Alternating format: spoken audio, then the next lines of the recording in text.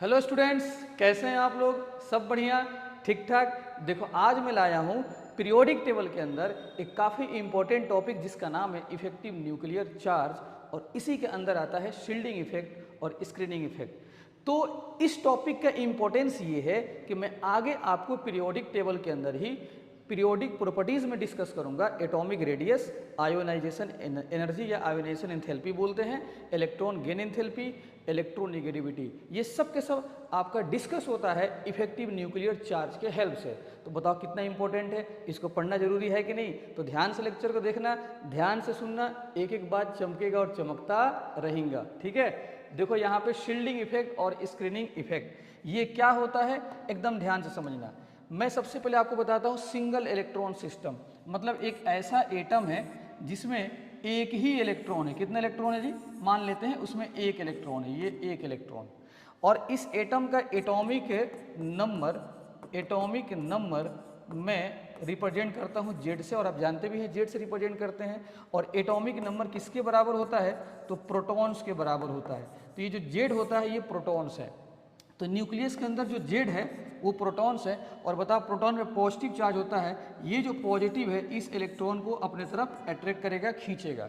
तो इस जेड का, इस न्यूक्लियस का पूरा इसके ऊपर अट्रैक्शन लगेगा और उसको खींचेगा, क्योंकि बीच में कोई और इलेक्ट्रॉन्स नहीं है कि उसको रुकावट करेगा अट्रैक्शन के लिए।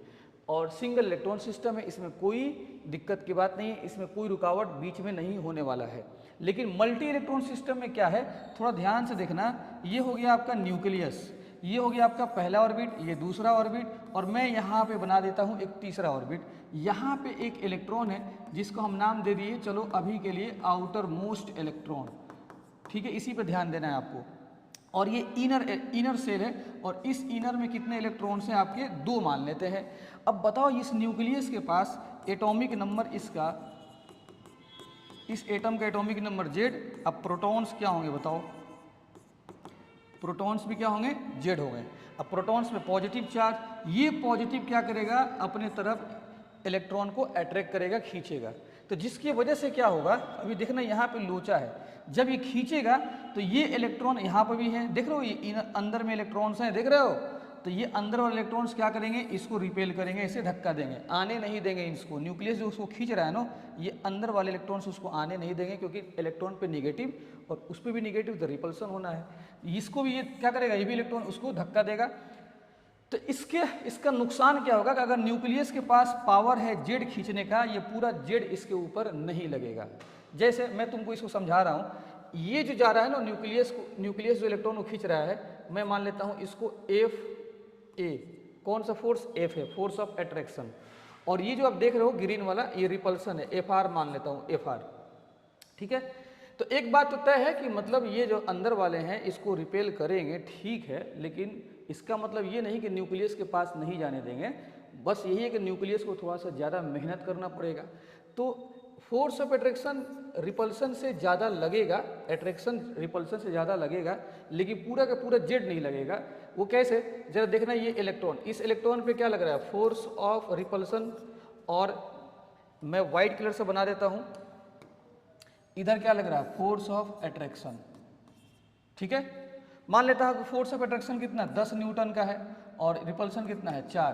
तो बताइए इस इलेक्ट्रॉन पे नेट फोर्स कितना होगा? 10 - 4, जिसको बोल देंगे 6। लेकिन यहां पे सिंगल में पूरा लग रहा था जेड, लेकिन अब क्या है? अट्रैक्शन जो जेड है ये पूरा इसके ऊपर नहीं लगेगा। कितना लगेगा? इस जेड में से कुछ घट जाएगा। कितना घटेगा? जैसे यहाँ पर 4, ठीक है जी, घट जाएगा, कुछ घटेगा। तो यहीं पे एक फॉर्मूला बनता है, जेड आपका हो गया जो लगने वाला था लेकिन लगा नहीं, अब कुछ घटेगा रिपल्सन की वजह से, उसको हम लोग बोलते हैं सिग्मा। और ये जो घट के जो आंसर आया 6, इसको यहाँ पे बोल देंगे हम लोग जेड इफेक्ट। और जेड इफेक्ट का नाम होता है इफेक्टिव न्यूक्लियर चार्ज।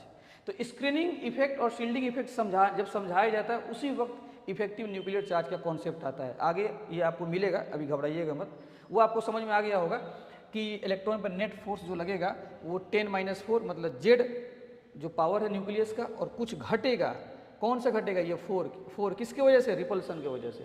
तो फॉर्मूला क्या बन जाएगा, जेड माइनस सिग्मा। सिग्मा को आगे हम लोग बोलेंगे स्क्रीनिंग कांस्टेंट या शील्डिंग कांस्टेंट। ओके, तो आप इसको अच्छे तरीके से देख लें।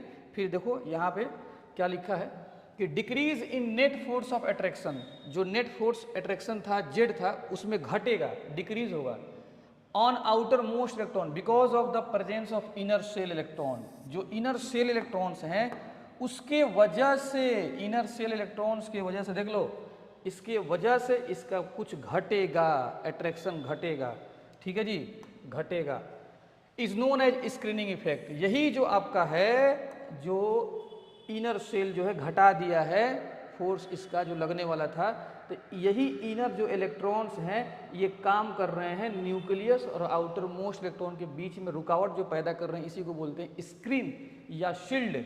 इसी को हम लोग बोलते हैं स्क्रीनिंग इफेक्ट। तो स्क्रीनिंग इफेक्ट का लेना देना किसके साथ है, इनर इलेक्ट्रॉन्स के साथ है। और ये क्या करता है, तो जेड का पावर, जो जेड का अट्रैक्शन लगने वाला है उसको घटा देता है। It is the shielding of outermost electron from nucleus by the inner shell electrons. मतलब ये क्या है, शील्डिंग है, स्क्रीनिंग है, किसके बीच में, न्यूक्लियस और आउटर मोस्ट इलेक्ट्रॉन के बीच में।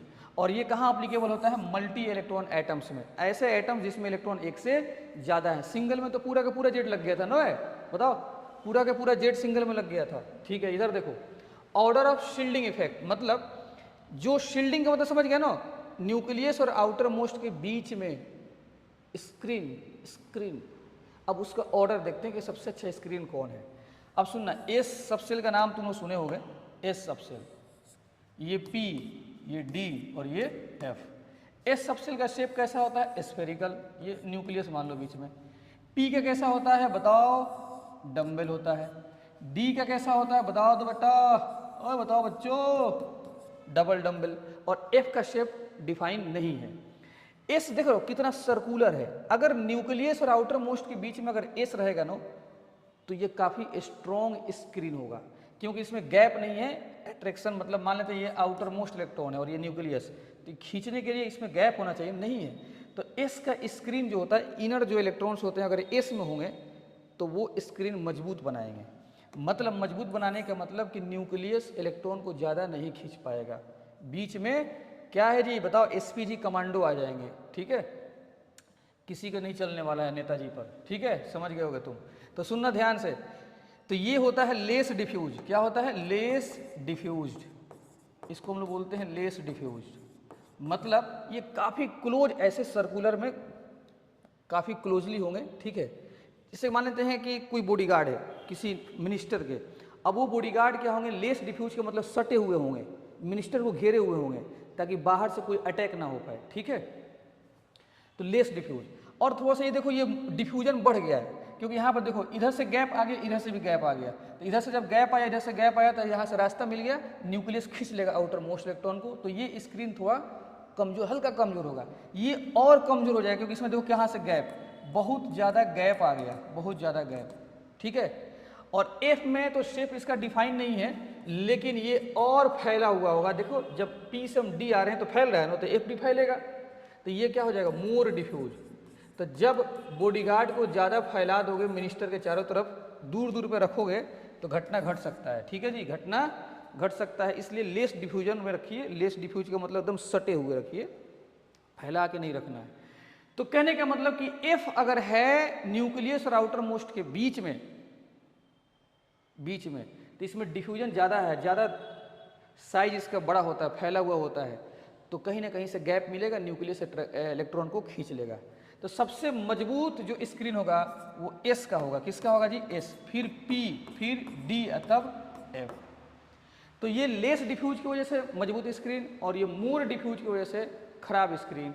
मतलब इन दोनों में एस और पी में कहा जाता है इसका जो है ना हाई शील्डिंग है, माने इसका जो शील्डिंग है, स्क्रीनिंग हाई है। और एफ को हम लोग बोलते हैं पुअरेस्ट, काफ़ी एकदम बेकार स्क्रीन है। और डी को हम लोग बोलेंगे पुअर, इसको पुअर बोल देंगे। ठीक है, तो याद रखना कि शील्डिंग ऑर्डर सबसे मजबूत स्क्रीन कौन बनाएगा, एस, पी, और सबसे खराब स्क्रीन कौन बनाता है, एफ। इस बात को याद रखिएगा। और यहाँ पे एक चीज़ और एक्स्ट्रा में याद रखना, पेनिट्रेशन पावर, पेनिट्रेशन।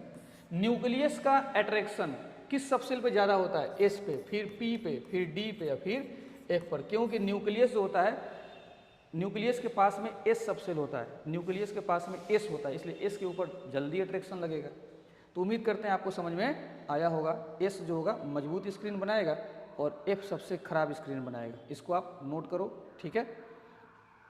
चलिए यहाँ पे देखो क्या लिखा है, इफेक्टिव न्यूक्लियर चार्ज। मैं पहले ही आपको बता दिया हूँ, जो इलेक्ट्रॉन पे नेट फोर्स लग रहा था उसी को इफेक्टिव न्यूक्लियर चार्ज बोलेंगे। नेट कैसे, जितना लगने वाला था उसमें से कुछ घटा। तो इफेक्टिव न्यूक्लियर चार्ज में लिखा था, क्या लिखा था, Z effect Z minus sigma. ये क्या था बताओ, एटॉमिक नंबर, एटॉमिक नंबर, मतलब एक्चुअल इतना था प्रोटॉन कि हम पूरा लगा सकते हैं, लेकिन लगा नहीं। और ये सिग्मा क्या है बताइए, स्क्रीनिंग कांस्टेंट, या इसी को शील्डिंग कांस्टेंट बोलते हैं। और ये रिपल्सन फोर्स था, और ये अट्रैक्शन और ये रिपल्सन जो नेट लग रहा था उसी को बोलते हैं जेड इफेक्ट। तो यहाँ पर देखो, net nuclear charge experienced by outer shell electrons is known as effective nuclear charge. Z लगने वाला था attraction force outermost electron पर, लेकिन लगा नहीं इनर इलेक्ट्रॉन्स के आने की वजह से, स्क्रीन के आने की वजह से। तो अब जो घट के जो लगा उसको हम लोग बोलते हैं जेड इफेक्ट, ठीक है। कोई दिक्कत, आगे देखिए। चलिए यहाँ पे ध्यान से देखना, अभी जो मैं बताया हूं यहाँ पे जरा देखना, ये आप देख रहे हैं जेड इफेक्ट बराबर जेड माइनस सिग्मा। ये जो फॉर्मूला है, ये जो फॉर्मूला है, आपसे पूछेगा, न्यूमेरिकल दे सकता है कि जेड इफेक्ट निकालो, तो उसके लिए सिग्मा निकालना पड़ेगा पहले। एटॉमिक नंबर तो पता रहेगा जिस एलिमेंट का बात करेगा, लेकिन सिग्मा तो निकालना पड़ेगा, और सिग्मा को स्क्रीनिंग कांस्टेंट बोलते हैं। तो आइए सिग्मा कैसे निकालते हैं ये जरा देखते हैं हम लोग, सिग्मा कैसे निकलता है। कैलकुलेशन ऑफ सिग्मा मतलब स्क्रीनिंग कांस्टेंट, इसको निकालने के लिए कौन सा लॉ इस्तेमाल होता है बताइए, इसमें स्लेटर्स लॉ। स्लेटर्स एक साइंटिस्ट का नाम, उन्होंने अपने एक लॉ दिया था, क्या निकालने के लिए, सिग्मा निकालने के लिए। तो जरा कुछ पॉइंट्स देखिएगा कैसे निकलेगा। सबसे पहले write electronic configuration according to radius, आपको इलेक्ट्रॉनिक कन्फिग्रेशन लिखना होगा, एनर्जी के फॉर्म में नहीं, रेडियस के फॉर्म में। कभी कभी देखते हैं कि 3D बाद में आता है, अब 4s पहले आता है, तो 4 पहले आता है और 3 बाद में आता है, तो वो एनर्जी के फॉर्म में, वही सही है। लेकिन उसको लिखने के बाद आप रीअरेंज कर लेना, तुम 3 को पहले कर देना, 4 को बाद में कर देना, इसको बोलते हैं अकॉर्डिंग टू रेडियस। फिर mark the electron for which sigma is to be calculated, जिस पे सवाल में सिग्मा इलेक्ट्रॉन निकालने की बात करेगा, इस सबसेल पे निकालो, इस पे निकालो, वहाँ पर आप हाईलाइट कर देना, मार्क कर देना, ताकि ये आपको पता रहे कि यहाँ पर निकालना है। All electron at RHS are not consider, only inner electrons are consider. कहने का मतलब कि इनर इलेक्ट्रॉन्स ही बनाते हैं स्क्रीन, तो उसी को कंसिडर करेंगे ना, आउटर वाले को, मतलब RHS उसके बाद वाले को कंसीडर नहीं करेंगे सिग्मा निकालने में। जैसे 1s 2s 2p 3s, हम लोगों को निकालना है 2p पर निकालना है सिग्मा, 2p के लिए निकालना है, किसके लिए, 2p के लिए। तो 2p के लिए निकालेंगे तो इसके इधर वाला सब इनर इलेक्ट्रॉन्स होंगे, और ये साइड हो गया ना, उधर चला गया, बाहर चला गया, इसको RHS बोलेंगे, राइट हैंड साइड, और इसको कंसीडर नहीं करेंगे। जिस पे पूछेगा उससे पहले वाले को कंसीडर करेंगे, बाद वाले को नहीं करेंगे। यही तीसरा पॉइंट बता रहा है, ठीक है। इधर देखिए चौथा पॉइंट, 1 इलेक्ट्रॉन इज एक्सक्लूडेड, चौथा, ये चौथा है, 6 लिख दिए जाइए, 6 लिख दिए, 6 sorry, 1 electron is excluded which is chosen as reference, मतलब जिस पे निकालना है तो टोटल गिन लेना कितने इलेक्ट्रॉन्स हैं, उसमें से एक माइनस कर देना। क्यों, ताकि उसी एक इलेक्ट्रॉन पे न्यूक्लियस का अट्रैक्शन लगाएंगे। डायग्राम में मैं आपको बताया था कि एक इलेक्ट्रॉन जो आउटर मोस्ट हम माने थे, उसी पे हम लोग अट्रैक्शन लगाएंगे, और बाकी जो बचेगा उसको इनर में हम कंसीडर कर लेंगे। जैसे मान लेते हैं टोटल इलेक्ट्रॉन कितना है, 17, जिस पे निकालना है जिस सबसेल पे, उसमें 17 टोटल इलेक्ट्रॉन्स मान लेते हैं। तो हम क्या करेंगे, repulsion due to 16 electron, 16 repel करेगा, धक्का देगा, किसके ऊपर, एक जो आउटर इलेक्ट्रॉन जो जिसको हम हाईलाइट किए थे, जिसके ऊपर जेड अपना अट्रैक्शन लगा रहा था। तो इस 17 में से एक आपको निकालना पड़ेगा, ये एक निकालिएगा ना, तो इसी पे हम लोग जेड का अट्रैक्शन लगाएंगे, इसी पे जेड लगाएगा, खींचेगा। अब बाकी जो यहाँ पर 16 को बचेगा ना, वो इसके ऊपर रिपल्सन लगाएगा। तो टोटल इलेक्ट्रॉन में से एक आप घटा दीजिएगा, और जो बाकी बचेगा वो रिपल्सन एग्जर्ट करेगा, ठीक है जी, कोई दिक्कत। अब केस नंबर 1, मान लेते हैं आपसे सिग्मा पूछा NS और NP पर, NS इलेक्ट्रॉन पे या NP पे पूछा तो कैसे निकालिएगा, तो इसके लिए कुछ स्टेप्स हैं। सिग्मा का वैल्यू याद करना पड़ेगा, 0.35 होता है, ये सिलेटर भाई साहब दिए थे, 0.35 for each electron in NH shell. जिस पे पूछेगा तो उसके लिए सिग्मा का वैल्यू कितना, 0.35, और उसके अंदर जितने भी होंगे वो इनर्स हो जाएंगे। अच्छा एक बात सुनो, यहाँ पे एक्सेप्शन है, 0.30 1s electron in helium. Helium के केस में, अगर हीलियम के केस में बात करेगा ना तो ये वैल्यू लगाया जाएगा। बाकी इसके अलावा जो भी हैं जिस पे पूछेगा 0.35 लगाएंगे, लेकिन कंडीशन है कि NS और NP होना चाहिए। क्वेश्चन से समझ में आ जाएगा बात, पहले भी दिमाग में बैठाओ। ये एक्सेप्शन था, ये कौन, ये एक्सेप्शन था। अब दूसरा पॉइंट देखो, 0.85 for each electron in n-1 shell, मतलब ये जिस पे पूछेगा वो आउटर मोस्ट, उससे जस्ट पहले वाला के लिए 0.85 रखेंगे सिग्मा का वैल्यू। उसके पहले के लिए अब 1 ही रखेंगे, ठीक है, 1 ही रखेंगे। 0.35 आउटर के लिए, उससे पहले 0.85 और फिर सिग्मा का वैल्यू 1 रखेंगे उससे और पहले वालों के लिए। यहाँ पे देखिए calculate sigma on outermost electron in calcium, तो कैल्शियम का आप लिखिए इलेक्ट्रॉनिक कन्फिग्रेशन। कैल्शियम का एटॉमिक नंबर होता है 20, स्टार्टिंग से लिखिए 1s2 2s2 2p6 3s2 3p6 4s1।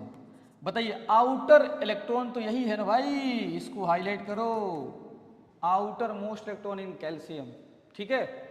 इसी पे आपसे पूछ रहा है, सॉरी, कैल्शियम का एटॉमिक नंबर कितना होता है भाई, कैल्शियम का एटॉमिक नंबर कितना होता है, 20 होता है, तो 4s2 हो जाएगा, 4s2, ठीक है।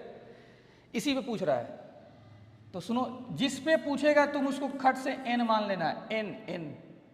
और ये तीसरा वाला ग्रुपिंग है ना, तीसरा वाला, ये तीसरा वाला है, तो इसको मान लेना n-1।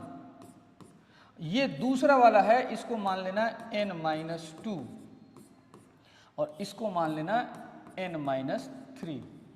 जिस पे पूछेगा उसको n मानना है, उसके जस्ट पहले वाले को n-1, 2 वाले को n-2, इसको n-3। अब सुनो, इसमें कितने इलेक्ट्रॉन से टोटल गिनिए, जहां पूछेगा उस पे गिन लो 2, और यहां से एक इलेक्ट्रॉन घटा दो, क्यों, रेफरेंस के लिए। बहुत ही बढ़िया। यहां पे गिन लो इलेक्ट्रॉन कितना है बताओ, 6 और 8 हो जाएगा ना। यहां पे कितने हैं बताओ, 8, यहां पे कितना है बताओ, 2। और मैं अभी बताया हूं, अभी देख लो, इधर देख लो, n के लिए सिग्मा का वैल्यू 0.35, उससे एक पहले के लिए 0.85, उससे पहले के लिए सिग्मा का वैल्यू 1। तो यहाँ पे देखिए n है, ये n है ना, तो इसके लिए 0.35, उससे पहले है तो गुना कर देंगे 0.85, मल्टीप्लाई करेंगे, उससे पहले के लिए 1, इससे पहले के लिए 1 हो गया। सिग्मा कितना हो जाएगा, सुनो, 2 जो टोटल इलेक्ट्रॉन है, गुना करो सिग्मा का वैल्यू से, मल्टीप्लाई करो, प्लस जो इलेक्ट्रॉन है और इसके सिग्मा का वैल्यू के लिए से गुना कर दो, प्लस 8 है और इसका सिग्मा कितना है 0.85, प्लस कितना 2 - 1 इलेक्ट्रॉन है और सिग्मा का वैल्यू 0.35, इसको जोड़ देना, ऐड कर देना, जो आंसर आएगा वही सिग्मा हो जाएगा। जब सिग्मा निकल जाएगा बच्चों तो जेड इफेक्ट तो बड़ा आराम से निकाल लोगे, सिग्मा जेड इफेक्ट बराबर जेड माइनस सिग्मा। बताइए एटॉमिक नंबर कैल्शियम का कितना होता है 20, और सिग्मा का वैल्यू यहाँ से निकाल कर यहाँ पुट कर देना, आपका जेड इफेक्ट भी निकल जाएगा। तो जेड इफेक्ट निकालने के लिए पहले आपको निकालना पड़ेगा सिग्मा, पहले क्या निकालना होगा, सिग्मा निकालना होगा, ठीक है। चलिए नेक्स्ट क्वेश्चन की तरफ चलते हैं हम लोग, चमकाओ कॉन्सेप्ट को, calculate sigma for 4s electron in Zn। तो जिंक का एटॉमिक नंबर होता है 30, कितना होता है जी 30, तो इसका कन्फ्यूजन लिखो स्टार्टिंग से, 1s2 2s2 2p6 3s2 3p6 4s2 और क्या हो जाएगा 3d10। लेकिन मैं बताया हूं कि आपको लिखना है, इसको रीअरेंज कर लो, आपको लिखना है शेल के इंक्रीजिंग ऑर्डर में, मतलब रेडियस के इंक्रीजिंग ऑर्डर में आपको लिखना है। लो भैया 3 को पहले कर दो 3d10 अब 4s2। अब बताइए किस पे पूछ रहा है आपसे, 4s पे पूछ रहा है ना, यहाँ पे इसको हाईलाइट कर लो, बताओ इसको n मान लें, यस सर, इसको n-1 मान लें, यस सर, 2 वाले को क्या मान लें, n-2 मान लें, यस सर, इसको क्या मान लें, n-3। यस सर, ठीक है। बताओ इसमें कितने इलेक्ट्रॉन्स हैं सर, 2। एक घटा दें, बिल्कुल सर। यहाँ बताइए सर कितने हैं, 18। यहाँ पे कितने हैं, 8। यहाँ कितने हैं, 2। बताओ इसमें सिग्मा का वैल्यू कितना होता है, जिस पे पूछेगा आउटर पे 0.35। बताओ यहाँ कितना हो जाएगा, 0.85। बताओ यहाँ कितना, 1, यहाँ 1। जबरदस्त सर। बताओ सिग्मा का वैल्यू कितना, 2 into 1 plus 8 into 1 plus 18 into 0.85 plus 2 minus 1 1 0.35। आया समझ में? बताओ कितना मस्त है। और अगर आपसे जेड इफेक्ट पूछ दे तो क्या हो जाएगा, जेड माइनस सिग्मा।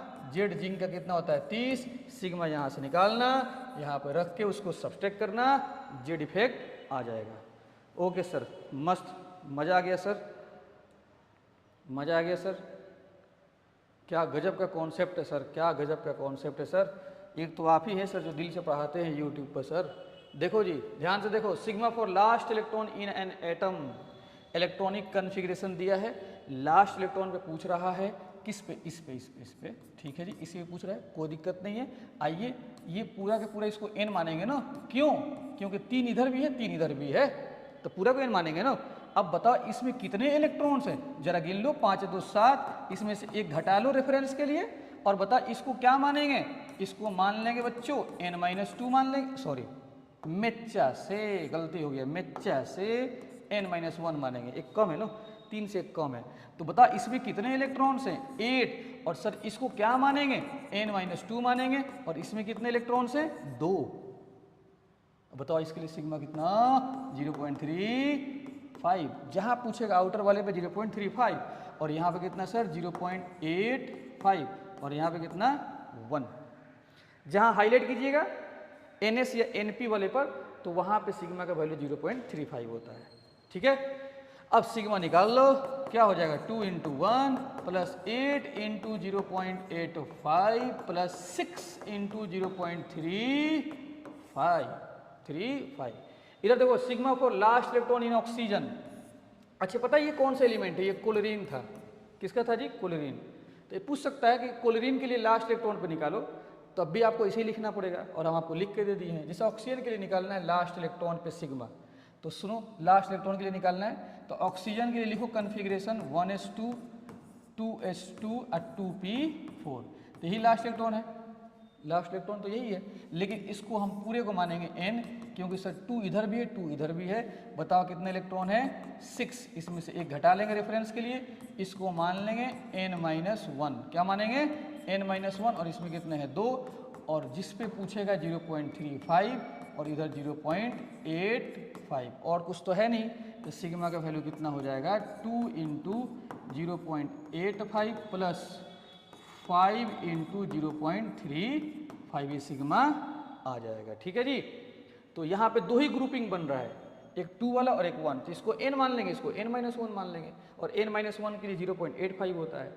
अगर n-2 होता तो फिर 1, n-3 होता तो 1, n-4 होता तो 1। ओके, आगे देखो, case number 2। If electron present in Nd और Nf, अगर लास्ट इलेक्ट्रॉन D में जाए या F में जाए तो कैसे निकलेगा सिग्मा। मजे की बात है, इसमें सिग्मा का 2 ही वैल्यू है, जिस पे पूछेगा वहां पे तुम्हें स्टार लगाना, और वहां के लिए सिग्मा का वैल्यू कितना है, वहां के लिए सिग्मा का वैल्यू 0.35 है। और उससे पहले सबको सिग्मा का वैल्यू 1 दे देना है। यहाँ पर 2 ही ग्रुपिंग बनेगा, जिस पे पूछेगा एक वो, अब बाकी उसके पहले सब इकट्ठे काउंट हो जाएगा, ठीक है। नहीं आया समझ में, नहीं आया कोई बात नहीं, आगे देखो क्वेश्चन समझाते हैं। Calculate the sigma for 3d electron on zinc. तो कोई बात नहीं सर, जिंक का लिखिए, जिंक का एटॉमिक नंबर होता है 30, 1s2 2s2 2p6 3s2 3p6, और इसके बाद 4s2 होता है, लेकिन 3d10 लिख लो, तब 4s2 लिखना बच्चों। समझ गए ना, समझ गए ना क्यों लिखा हूं, क्योंकि d3 को 3 के साथ रखना पड़ेगा, क्योंकि शेल की इंक्रीजिंग ऑर्डर में आपको लिखना है। पहले 4s होगा तब 3d होगा, लेकिन 3d को मैंने अंदर कर दिया। अब बता आपसे किस पे पूछ रहा है, सर हम लोगों से पूछ रहा है इस पे, किस पे पूछ रहा है, 3D पे पूछ रहा है। किस पे पूछ रहा है? 3D पर। अब ये किस पे पूछ रहा है आपसे? 3D पे पूछ रहा है। तो इसको हटा देंगे क्योंकि ये उस साइड चला गया। अब इसमें देखना, इसमें ध्यान देना, इसमें सिग्मा के 2 ही वैल्यू है। देख लो, इसमें सिग्मा का 2 ही वैल्यू है। इससे पहले वाले में 3 था, इसमें सिग्मा का 2 वैल्यू है, तो इसमें 2 ही ग्रुपिंग बनेगा। जिस पे पूछेगा उसको स्टार लगा देंगे और इसी को हम मान लेंगे n। कितना इलेक्ट्रॉन बताओ? 10। और इसमें से एक घटा देंगे रेफरेंस के लिए। और इन सबको मतलब इसके अलावा जो भी हो, चाहे 3 बचा हो, चाहे 2 बचा हो, चाहे 1 बचा हो, सबको एक में काउंट कर लेंगे और इसको हम n-1 मान लेंगे। और बता दीजिए इसमें कितना है? इसमें 6 2 8 8 8 18 इलेक्ट्रॉन से कितने? 18। इसके लिए सिग्मा का वैल्यू 0.35 होता है और इसके लिए सिग्मा का वैल्यू 1। देख लीजिए 2 ही वैल्यू है, 0.35 जिस पे पूछेगा उस पे। अब बाकी सबको इनर मान लेना, वहाँ पे 1 रख देना। कितना? 1। तो ये थोड़ा सा अलग है, देख लीजिएगा आप। 18 × 1 अब प्लस 9 × 0.35। जब सिग्मा निकल जाएगा तो आराम से जेड इफेक्ट भी निकाल सकते हैं। जेड इफेक्ट, जेड इफेक्ट क्या होता है? Z minus sigma. Z zinc का कितना होता है? 30। और सिग्मा यहाँ से आप निकाल के रख दीजिएगा, अच्छे तरीके से आ जाएगा। ठीक है, यहाँ देखो calculate sigma for 3D electron in manganese. देखो मैग्नीज का एटॉमिक नंबर कितना होता है? 25। लिखो configuration 1s2 2s2 2p6 3s2 3p6 और 4s2 होता है तब 3D होता है, लेकिन 3D को पहले कर देना 3D 5, अब 4s2। अब भैया 3D 5 ही होगा क्योंकि 25 तक ही भरना है ना आपको। अब बताओ आपसे पूछ किस पे रहा है? सर पूछ रहा है 3D पर। किसे पूछ रहा है? 3D पर पूछ रहा है सर।